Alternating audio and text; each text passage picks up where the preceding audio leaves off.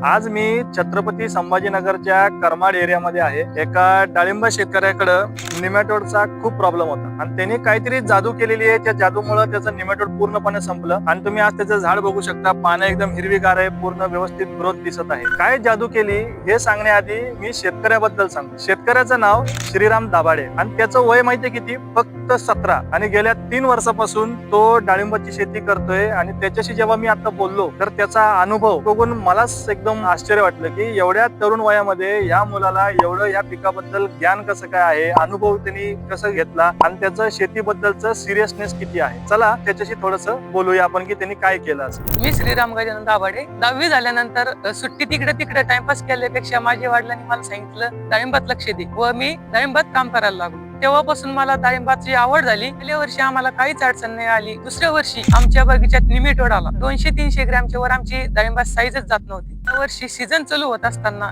एका जणांनी आम्हाला सांगितलं कृष्णा व्हायलीचं अमृत नो नॉट्स वापरा. नॉट सोडल्यावर आम्ही 12व्या दिवशी खाली जमीन उकरून बघितल्यावर गाठी पूर्ण फुटलेल्या होत्या व ज्या गाठीमधून पांढरी मुळी निघली. ज्यांच्या बगीच्यात निमॅटोड असेल तर त्यांनी कृष्णा व्हायलीचं नो नॉट्स वापरा व 100% तुमच्या बागेच्या गाठी समाप्त होतील.